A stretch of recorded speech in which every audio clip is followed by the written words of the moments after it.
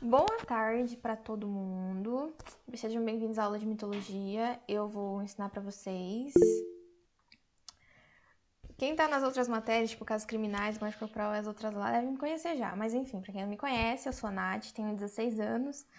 E meu hobby é, tipo, literalmente estudar qualquer coisa aleatória. Então, comecei a ensinar também. Alguns recados. Primeiro de tudo, eu vou pedir que vocês, tipo, respeitem a mitologia em si, sabe? Tipo, respeitem as divindades em si, porque tem gente que, pra essas pessoas, não é só uma mitologia, sabe, gente? Tem várias religiões existentes, então a gente tem que respeitar todas. Jurava que você tinha 20 anos e estava na faculdade. Queria eu, né? Queria eu. Mas enfim, é a vida. Então, como eu tava falando, primeiro de tudo é o respeito sobre tudo que a gente vai aprender aqui. E como que vai funcionar as nossas aulas? Então vai ser mais ou menos no estilo das outras. Eu vou passar para vocês a matéria aqui, vou gravar a aula e depois da aula eu deixo tudo disponível para vocês lá no Class. Daí eu separo por tópicos lá, né? Mitologia grega, mitologia nórdica, egípcia e assim por diante. Então a primeira de todas que a gente vai ver é a mais famosa, que se diz entre aspas, sabe? Que é a mitologia grega. Eu vou começar com a mitologia grega com vocês, porque é uma das mais populares e seria legal vocês começarem a aprender tintim por ela, sabe? Manjando os assuntos aí. Então, hoje a gente vai ver a linha cronológica da mitologia grega até a parte onde chega nos deuses do Olimpo. Para quem não sabe, antes de chegar na parte dos deuses do Olimpo, sabe? Antes de chegar naquela parte de, Poseidon vai ser deus dos mares, não sei o quê. Aconteceu muita coisa antes, muita treta, muita problema de família, enfim, a gente vai ver tudo isso hoje. Semana que vem, se der tempo de ensinar tudo que eu separei para ensinar hoje, semana que vem a gente vai ver sobre a mitologia egípcia, que também é cheia das fofocas, né, gente? Eu também tô aqui. Cuidado, hein? Cuidado, hein? Daqui um dia vocês vão abrir o guarda-roupa e eu vou sair de dentro. Calma aí. Aqui. Então, aqui.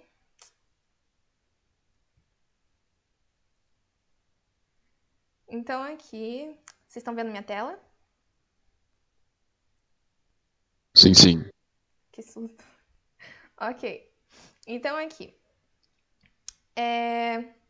Como começou tudo na mitologia grega? Então, aqui. Eu acho que eu já ensinei isso umas 3 vezes, mas vamos lá de novo. Antes de qualquer coisa existente, existia o caos. A única coisa que tinha. O que era o caos assim?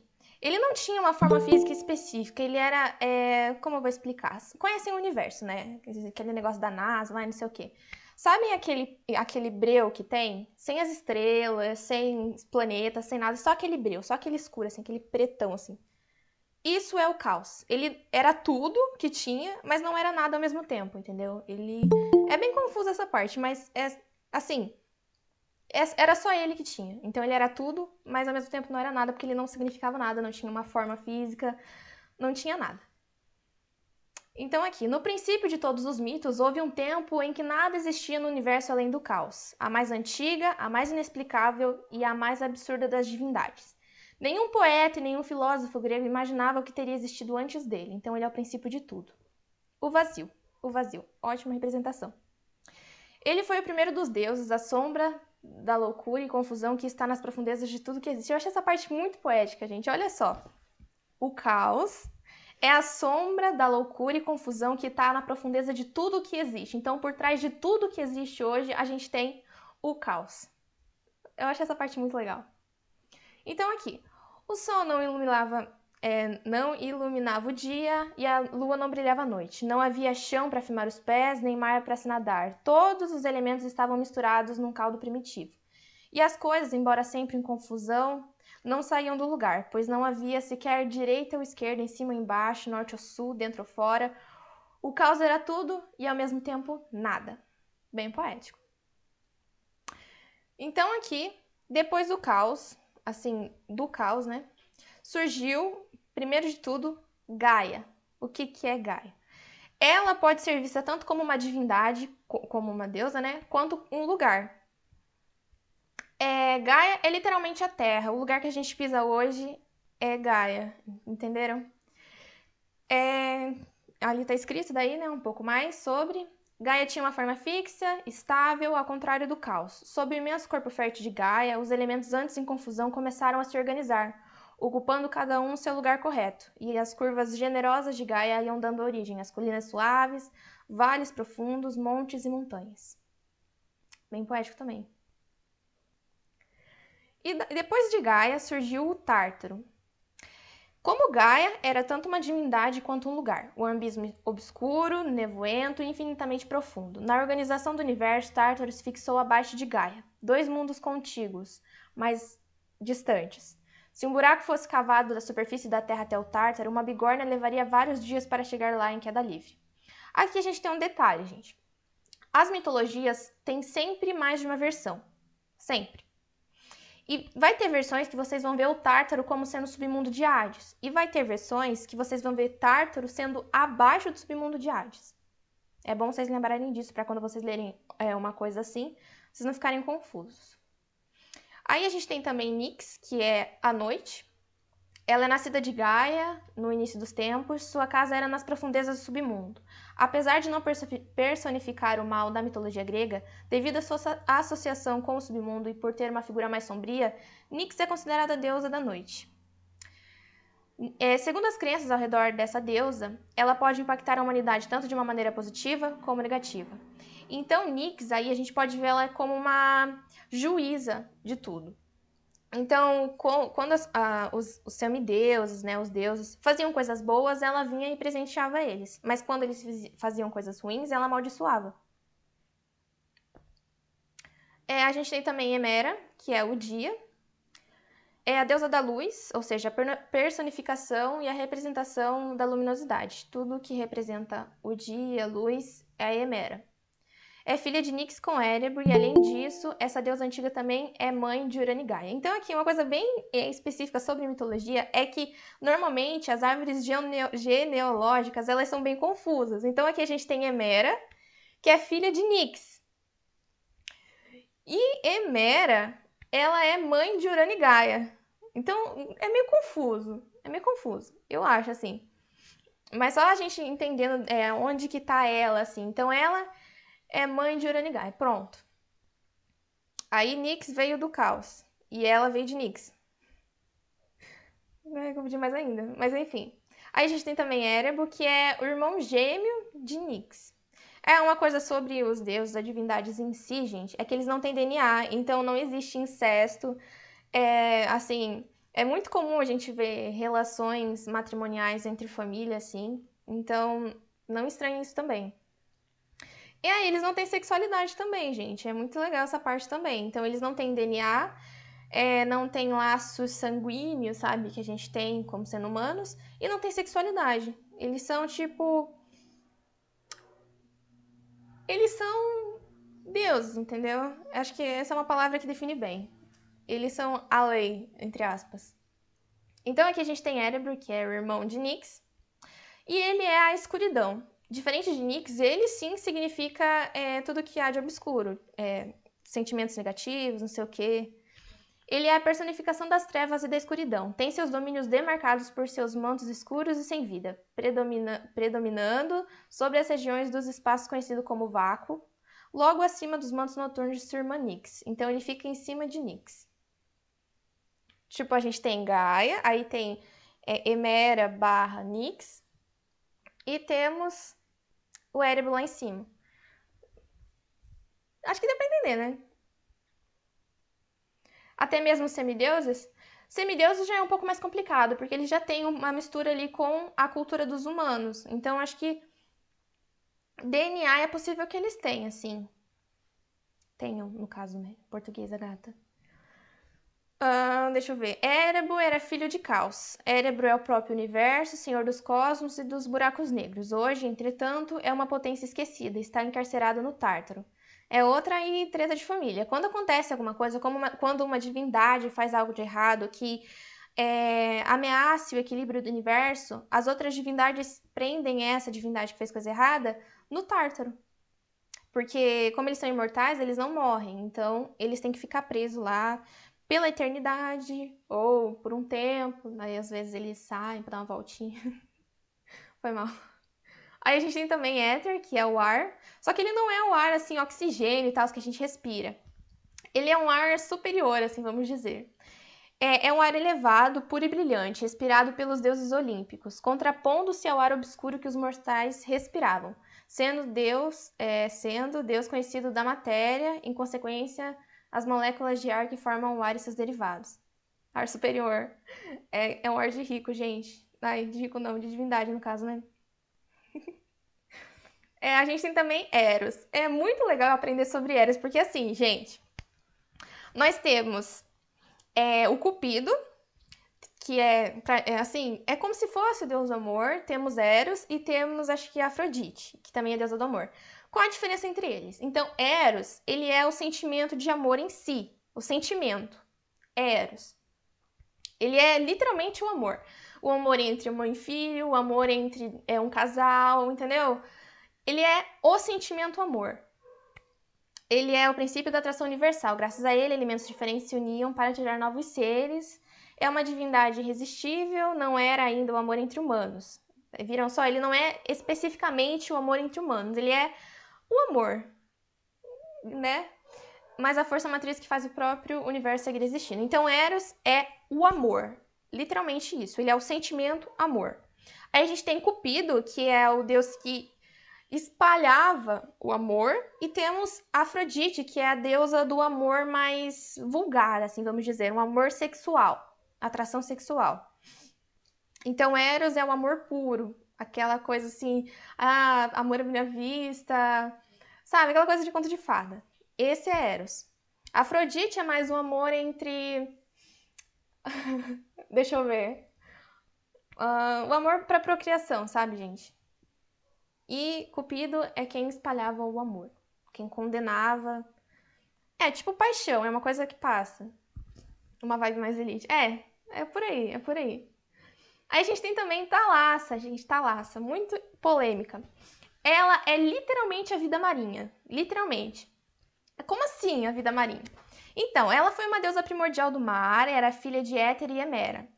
Ela era personificação feminina do mar, em especial o Mediterrâneo. Ela originou o gigante Egeon, a personificação do mar Egeu, e originou também Teokines, todos os peixes e seres do mar. Então, ela é literalmente a vida marinha.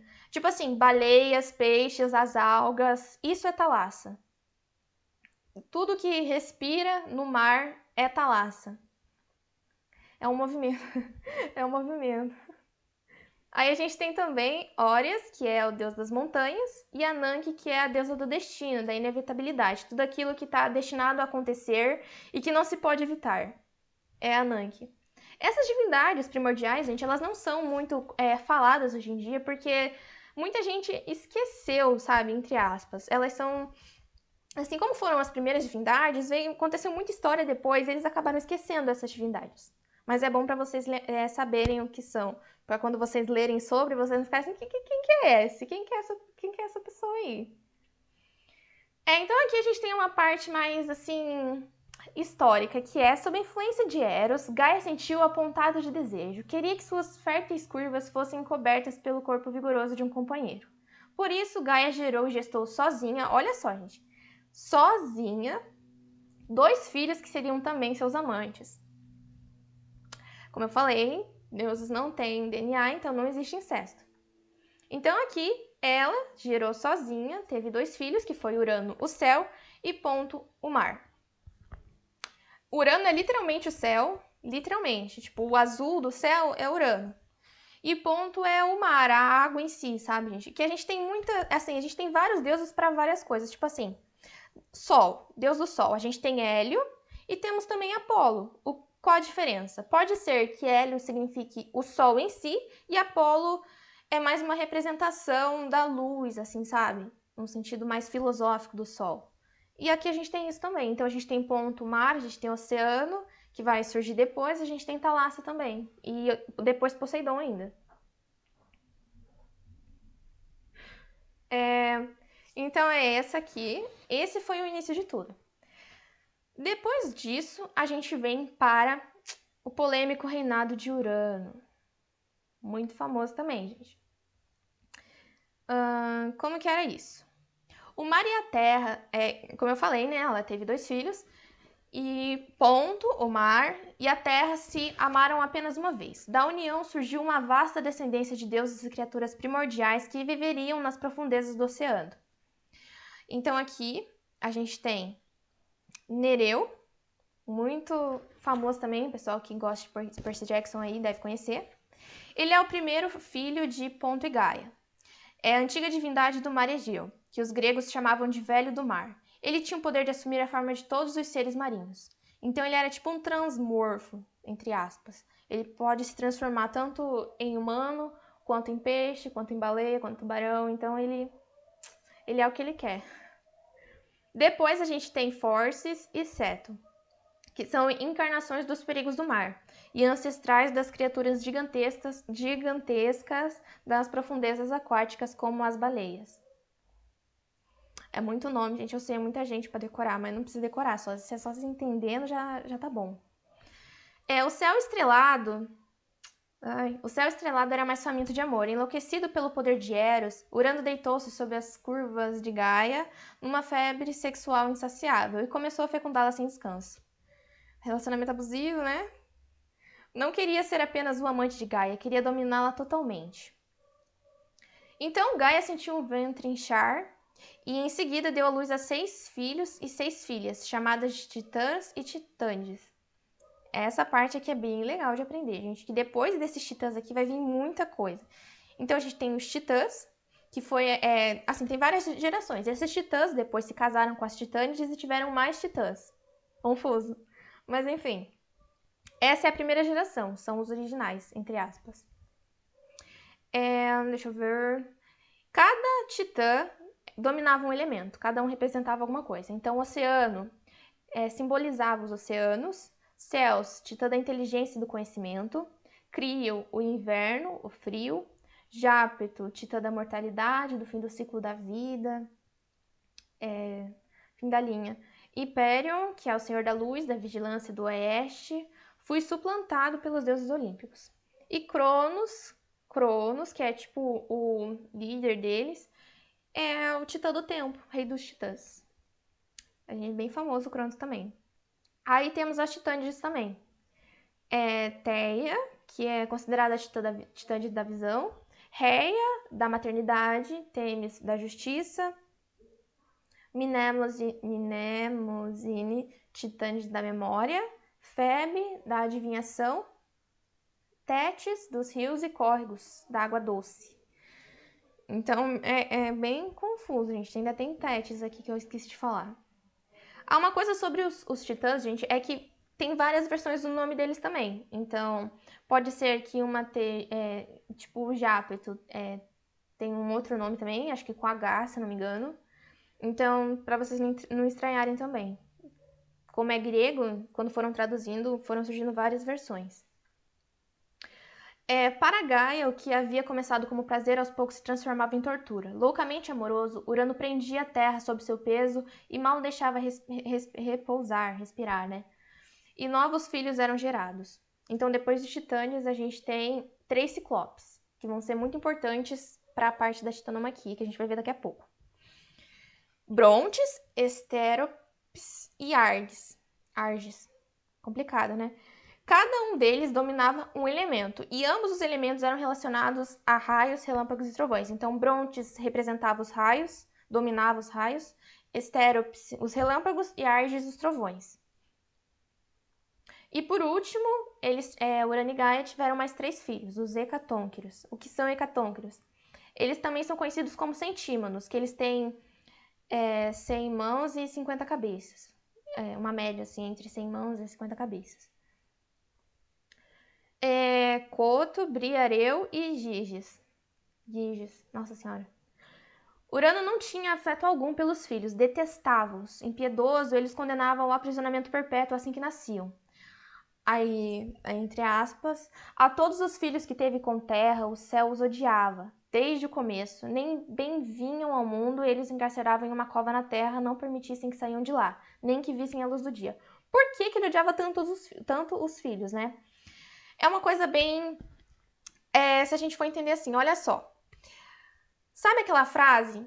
tudo que a gente teme, a gente odeia. Que dizem sobre os humanos, normalmente em filmes e séries sobre sereias, não sei o quê.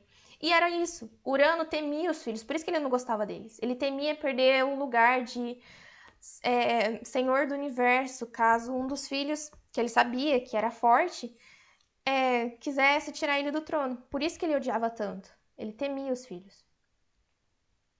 E essa foi o reinado de Urano. Depois do reinado de Urano, a gente vem uma polêmica muito grande que aconteceu depois, que foi a castração de Urano, que foi quando ele saiu do trono, gente, quando ele foi destronado.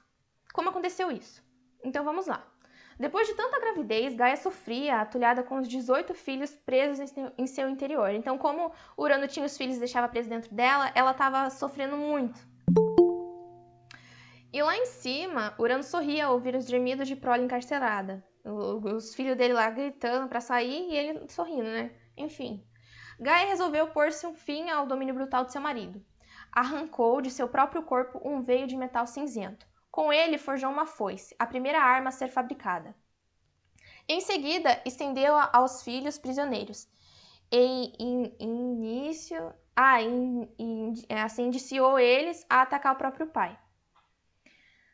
Todos se encolheram de terror, menos Cronos. O terrível filho da terra apanhou a foice, escapou da caverna subterrânea e ficou de tocaia, à espera de Urano. O céu, que estivera descansando em seu amor furioso, veio descendo pelas encostas das montanhas, para mais uma vez se deitar sobre Gaia. Nisso, Cronos deu um salto e atacou. Os deuses são imortais, sim, com uma exceção, Pan, o deus que andava pelos bosques, tocava flauta e morreu com circunstâncias desconhecidas. É uma polêmica muito grande sobre Pan. A gente vai ver especificamente sobre ele, mas o que aconteceu com Pan? Pan, ele significa a natureza em si, pura, sabe? Florestas, bosques, assim, aquela coisa mais mágica. Quando veio a humanidade e eles começaram a destruir essa natureza, ele sumiu, entre aspas, porque a humanidade meio que matou ele, sabe? Seguindo a lógica, acho que dá pra entender. Em Percy Jackson, ele aparece, né? E mostra como e por que ele sumiu. Mas enfim, só pra vocês saberem. Mas isso não significava que não possam ser feridos. Com a mão esquerda, Cronos agarrou a detestável genitália paterna e com a direita brandiu a foice. Então ele foi lá e castrou o próprio pai. Que coisa, né? Que coisa. Urano soltou um urro que ecoou por todo o universo. Castrado, ele fugiu para as alturas, muito além do cume das montanhas, e nunca mais voltou a se deitar sobre a amada terra. Ficou traumatizado, coitado. No máximo, às vezes, enviava rajadas de chuva para acariciá-la, lembrando-se talvez dos tempos em que eram marido e mulher. O reinado de Urano havia acabado e uma nova era começava. Só relacionamentos saudáveis. Ih, você não viu nada ainda. Nossa Senhora.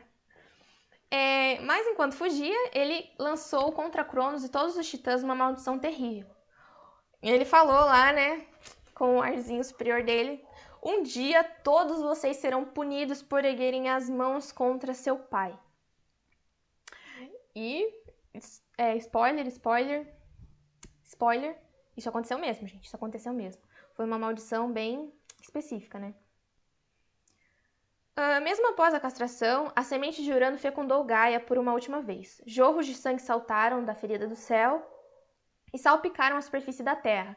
Das fumegantes poças vermelhas se levantaram primeiro 3 figuras de cabeças desgrenhadas, cobertas por mantos escuros com asas negras. Serpentes sibilantes se enroscavam em seus cabelos e braços. Eram Erinias. Nossa Senhora.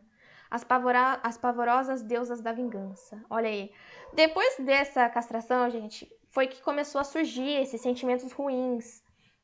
A gente vai ver no próximo slide, mas foi aí que começou a surgir todo o mal do universo. Esse foi o maior ato de ódio, de qualquer tipo de sentimento negativo, porque antes era tudo, tirando a parte do relacionamento abusivo, né? Era tudo mar de rosa, era tudo bonitinho, sabe? Sabe aquele filme da Moana? Quando a Gaia, né, que a gente tem lá, se deita lá, verdinha e tudo mais, e dorme, e fica lá aqueles brilhinhos na tela, não sei o quê. Então, é assim que tava antes dessa castração acontecer, antes desse ato de traição acontecer. Depois disso, começou a surgir a vingança, os pesadelos, os sentimentos ruins, tudo começou a surgir a partir daí. Então, a função dessas deusas da vingança era punir todos os que quebrassem a ordem natural das coisas. Perseguiam quem desrespeitasse os juramentos e também quem cometesse crimes contra familiares. Nossa, eu lembrei da Suzane Richthofen agora. Que horror. Embora elas próprias tivessem nascido a partir de um crime desse tipo, elas puniam com especial crueldade os filhos que atacassem os pais. Batendo suas asas negras e gritando de forma horrenda, levavam um criminoso à loucura e à desgraça. Bem hard o negócio, né? E além dessas deusas da vingança, além das Eríneas, nossa senhora, é um nome complicado. O sangue de Urano também gerou os gigantes, seres descomunais e monstruosos, encarnações da violência bruta. Os famosos gigantes, que sempre falam, né, gente? E a gente tem os gigantes em várias outras mitologias. Eu acho isso muito legal quando a gente tem essas referências, sabe? Entre aspas. Tipo, na Bíblia, a gente tem os gigantes lá que Davi guerreou contra lá e ganhou, né? Não sei o quê. A gente tem também na mitologia nórdica, temos os gigantes também. Então, os gigantes eram a violência bruta em pessoa, não, né? Em criatura. E além dessas criaturas, lá do órgão decepado de Urano, do órgão decepado lá de Urano, quando caiu no céu, ele caiu no mar, né? Aí, em volta dele, começou a surgir uma espuma branca e suave, formada pelo esperma de Urano. E daquela espuma, pouco a pouco, surgiu a mais bela, a mais irresistível, a mais doce e também uma das mais poderosas divindades, a Afrodite. Então, Afrodite foi a primeira deusa do Olimpo que surgiu. E, incrivelmente, ela surgiu a partir do órgão que foi cortado lá, né, de Urano. Que coisa. Acho que isso explica, né, o que ela representa. Deusa da atração física e do erotismo, igual eu falei, né, gente? Se Eros comandava a união dos elementos do universo, Afrodite governaria a ligação dos corpos aqui na Terra. No futuro, ao longo dos séculos, ela teria muito trabalho a fazer entre os deuses mortais. Então aqui, a história lá da castração de Urano acaba aqui. Bem estranho, né? Mas acho que faz sentido, porque ela representa literalmente essa coisa, esse amor sexual, né? E ela veio de um órgão sexual, que coisa. Medo de quando me elogiam falando mais linda que Afrodite. Sim, gente. Não. Mas a gente vai ver os contos, as polêmicas que deram sobre esse tipo de elogio, tá? É bem, né? Complicado o negócio. Tipo um se mata carinhoso. Né? A maldição, enfim. Agora a gente vai ver a parte do mal aparecendo no mundo que eu falei agora. Que foi quando começou a surgir as coisas do mal lá, não sei o quê. Então, nessa treta toda aí do Urano sendo castrado, não sei o quê, um dos titãs, ele não quis participar dessa coisa, que ele achou uma coisa muito absurda, né? Ele achou um ato muito absurdo, que foi Oceano. Ele não aceitou ajudar Cronos, achava tão terrível o fato de um filho ferir o próprio pai e lhe tomar o trono que não queria de jeito nenhum se tornar cúmplice do irmão. Então ele se retirou para os confins da terra e passou a levar uma vida tranquila, sem desejar nada que viesse do poder ilegítimo de Cronos. Olha só. Então foi aqui que ele sumiu, gente. Foi aqui. Eu sou mais. Olha só, desafiando a deusa da beleza, hein? Olha só. Mas enfim, Oceano foi aqui que ele sumiu, gente. A partir daqui a gente não vai mais ouvir falar dele. Só algumas vezes ele vai aparecer para dizer um oi, enfim, em Percy Jackson, né? Mas enfim. E o que aconteceu com o Oceano? Ele olhou aquela treta toda lá de família e falou assim: cara, eu não vou fazer isso não. Eu acho isso aí uma coisa muito horrível de se fazer, tô saindo fora. Ele pegou, entrou lá no oceano e pronto. Se enfiou lá debaixo de tudo lá, quase chegando lá no submundo e ficou lá. Sumiu. Entretanto, o pior de tudo era que o ato tão perverso de Cronos foi a causa de todos os males do mundo. Igual eu falei, gente, depois disso começou a surgir todas as coisas ruins, né? A deusa da noite, a Nyx, né, que eu acabei de falar dela, para castigá-lo gerou uma multidão de divindades temíveis, igual eu falei. Quando fazem coisas boas, ela presenteia. Quando fazem coisas ruins, ela vai e amaldiçoa, igual ela fez aqui. Então vejam só algumas das divindades que surgiram. Thanatos, que é muito famoso. A morte em si, o fim dos ciclos, a morte. Foi aqui que começou a ter esse negócio de morte. Antes era todo mundo imortal, literalmente. Apate, que é a fraude. Eu lembrei do fraude fiscal, mas é a fraude, é o simbolismo da traição, sabe, gente? Da fraude. Eris, a discórdia. Pesadelo, literalmente os pesadelos. E Nêmesis, a punição vingativa. E depois veio muitas outras, gente. Então, só pra vocês saberem que a partir desse ponto aí da castração de Urano começou a surgir todas essas coisas ruins que a gente tem hoje. Vamos parar de culpar o Bolsonaro e culpar Cronos, né? Ai, que horror. Cronos agora reinava, do alto do trono de seu pai, sobre um mundo cheio de medo, ilusão, ódio, agonia, vingança e guerra. Uma vibe mais unicórnio, né, gente? E para sempre os deuses e homens pagarão pelo erro de Cronos. Que coisa. Aí Cronos, né, depois que fez essa coisa aí, né, pegou e libertou os irmãos dele que estavam presos dentro de Gaia, né?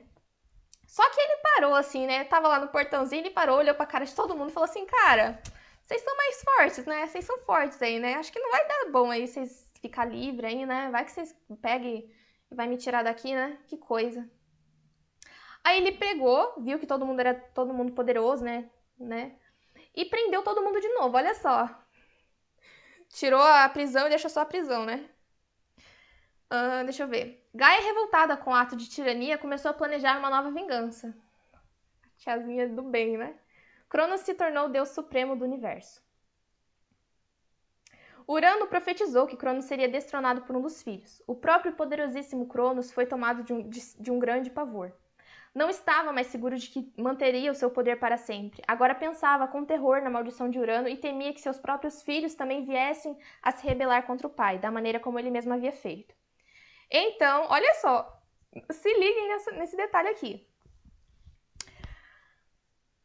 Olha só, ele pegou e viu, né? Tipo, o Urano amaldiçoou ele, falando que um dos filhos dele ia destronar ele. Aí ele pegou e falou assim, cara, não vou deixar isso acontecer, não. Aí sabe o que ele fez? Ordenou a mulher, Reia, que toda vez que desse a luz a uma criança, levasse até ele, e então ele pegava e devorava o bebê, imediatamente. Olha só. Então, Reia deu à luz a 4 deuses. Hera, a deusa da fidelidade, do casamento. Deméter, a deusa da agricultura. Hestia, a deusa do fogo. Hades, que mais tarde vai ser o deus do submundo, mas é o deus da morte. E Poseidon, que é o deus dos mares. Depois, né? Então, Reia agora, ela ainda estava grávida de um filho. E ela estava totalmente desesperada. Ela não queria que o marido dela comesse outro filho dela. Daí ela correu até os pais, Urano e Gaia, que aconselharam a ter o filho em Creta, uma das cavernas do Monte Dicte, que era um lugar bem escondido, dentro de uma densa floresta, né? Aí quando Zeus nasceu, Zeus é o mais novo de todo mundo, olha só. Aí quando Zeus nasceu, Reia escondeu numa caverna e lá ele ficou sob os cuidados das ninfas das florestas, que eram criaturas lindas, né, gente? É uma coisa mágica, assim, nossa. Sem ironia dessa vez, sério. É tipo aquelas fadinhas, sabe, que tem em filme? Então. Deus não é aquele que passa o rodo no povo. Já vamos ver essa parte. Nossa senhora. Deixa eu ver. Aí tava lá na floresta de Creta com as ninfas e os centauros. Aí pra Cronos, né? Olha só, gente, que bizarro. Pra Cronos, ela pegou uma pedra, enrolou num mantinho bonitinho e deu pra Cronos. Aí Cronos, né, pegou aquele montinho lá, nem ousou levantar a cobertinha pra ver, foi lá e engoliu. Que lindo, que lindo. Isso que se chama confiança, gente. Pronto, aqui acabou esse negócio aí do coisa de Cronos, né? Depois desse reinado de Cronos, a gente tem uma coisa muito importante para a mitologia. Uma coisa muito importante na mitologia grega, que é a titanomaquia. É uma coisa muito lembrada, gente. É um detalhe, assim, muito importante. Porque depois disso vai acontecer muita coisa.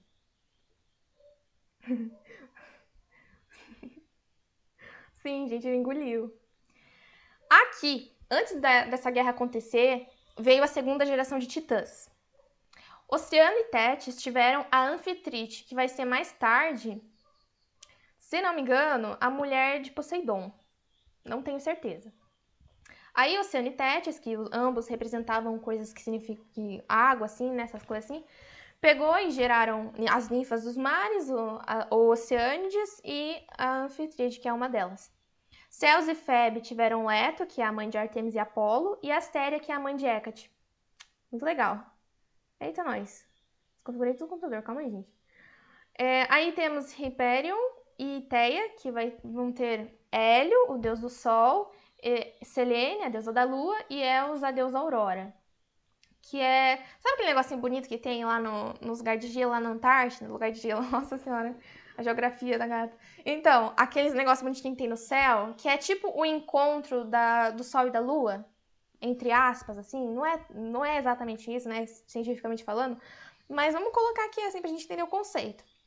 É a deusa Aurora. Que bonitinho. Aí Jápeto teve Atlas, que é o famoso carinha que vai segurar mais tarde o céu. Prometeu, o deus do fogo, que mais tarde vai dar o fogo para os humanos e vai ser amaldiçoado, a gente vai ver isso.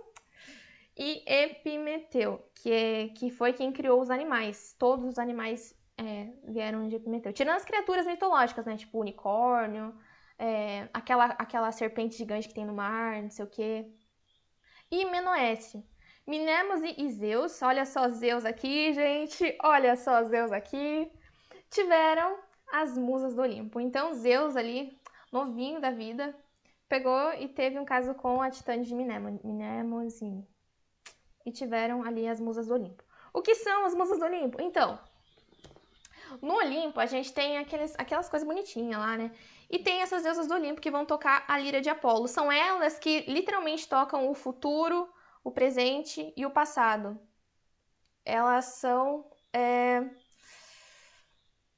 quem toca o futuro? Você não deu pra entender o conceito? Então, cada uma delas representa uma coisa, um tipo de arte. Não, Tesselas são outras criaturas, gente. São outras. Mas é a lira de Apolo.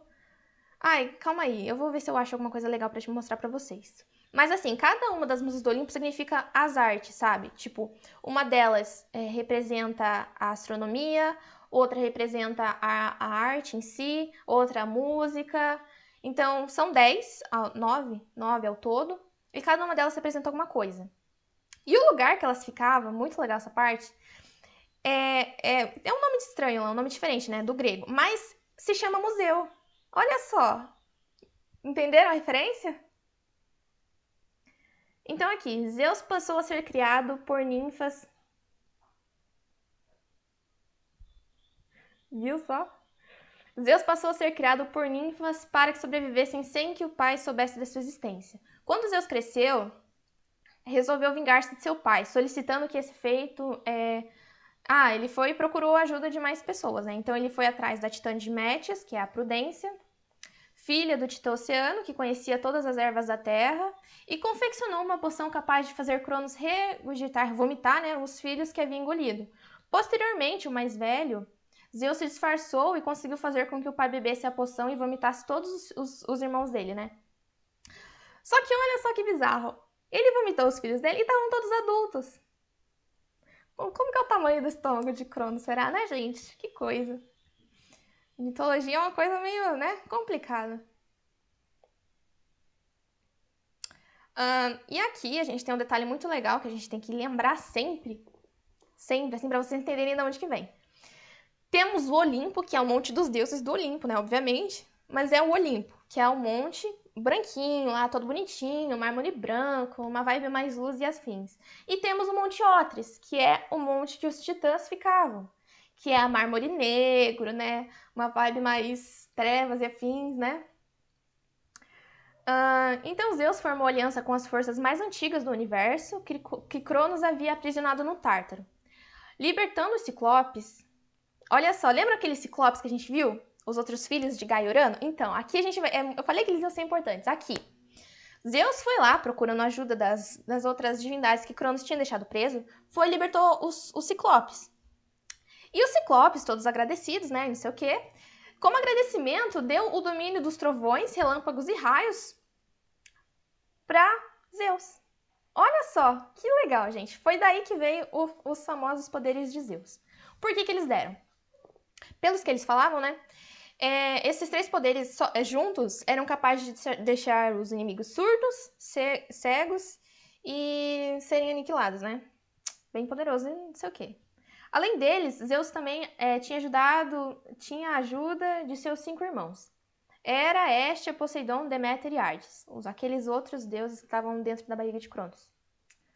Ai, de novo desconfigurei o computador. Que coisa, gente. Então aqui, a titanomaquia é descrita como uma luta que fez o céu e a terra se unirem em algo único. Como se fosse uma grande mistura com a terra sendo esmagada e o céu descendo em direção a ela. A guerra durou 10 anos com muitas quase vitórias. Nossa, meu Deus, meu português está horrível. Era visível que até o momento os deuses estavam conseguindo a vitória. Todavia, os titãs ainda tinham uma última carta na manga. Diretamente do Tártaro, saindo das profundezas da terra, surgiu Tifão, que é muito legal de se lembrar. Tifão. Ele é muito falado em qualquer... Assim, quando se fala em mitologia, ele é muito lembrado. Por quê? Primeiro que ele era uma criatura, assim, tipo, colossal, entre aspas, porque ele era gigante e ele era filho direto de Gaia e Tártaro. Olha só, o único filho que eles tiveram. E alguns escritores helenísticos identificavam Tifão como o deus egípcio Sete. Olha que outra referência, gente. Que legal. E estudiosos religiosos identificavam-no como o arcanjo Nossa Senhora, Sandalfon. Esse Tifão, né, tinha uma esposa, Equidna. E foi o pai de vários monstros que povoam as aventuras de heróis deuses gregos, como o leão de Nemeia, combatido por Hércules, a Hidra de Lerna, ou a Esfinge, na fusão com os mitos nilódicos, dos cães Otros e Cérbero. Olha só Cérbero aqui, gente! Vocês lembram de onde que é esse cachorro? Olha que legal! É um cachorro de 3 cabeças que mais tarde vai ser o companheiro fiel de Ares, o deus submundo. E ele é filho de Tifão. Olha só que coisa. Eu falei, é bem importante lembrar de Tifão, gente. Então aqui, quando eles soltaram Tifão, os deuses do Olimpo ficaram muito perto de perder. Então Zeus pegou e correu para libertar o resto das criaturas primordiais. O resto que ele tinha deixado preso. E convenceu a lutar do lado dos olimpianos. Então assim, Zeus fez aliança com os hecatônquiros, ou centímanos. Lembra aqueles carinha lá que tinha 100 braços e 50 cabeças? Então, e depois disso, né, obviamente não, né, foi meio complicado. Os olimpianos venceram a titanomaquia, né? My Little Pony, que coisa, hein? E após essa titanomaquia, a Guerra dos Deuses, foi uma guerra muito colossal, gente, foi uma coisa muito hard. Zeus tornou o Senhor do Céu e divindade suprema da mitologia grega ao banir os titãs para o Tártaro. Como eu falei, as divindades que ameaçavam a ordem das coisas ficavam presas no Tártaro. E ele pegou e tirou o pai dele do trono, né? Como Urano havia amaldiçoado Cronos. E segundo as palavras de Homero, que é um cara muito legal que assistiu na Grécia, que contou vários contos, gente. A gente vai falar bastante sobre Homero ainda.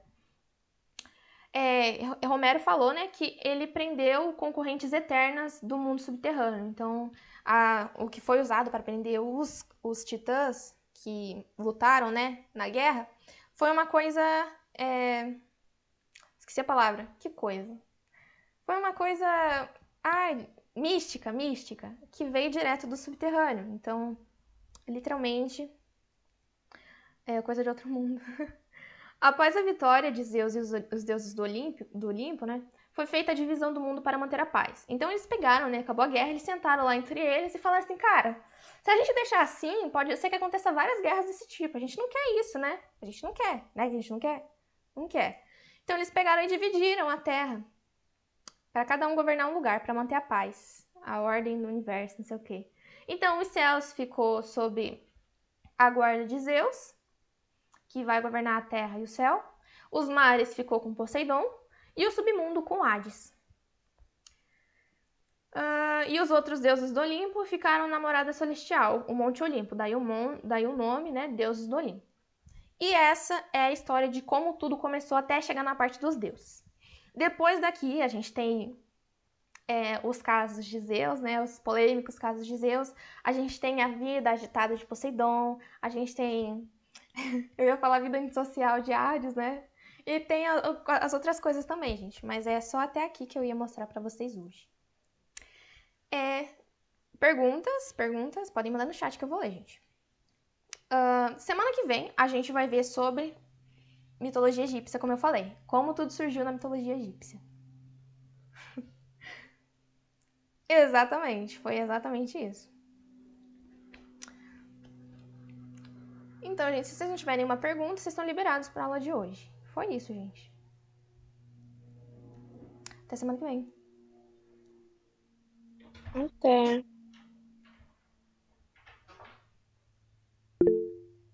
Tchau.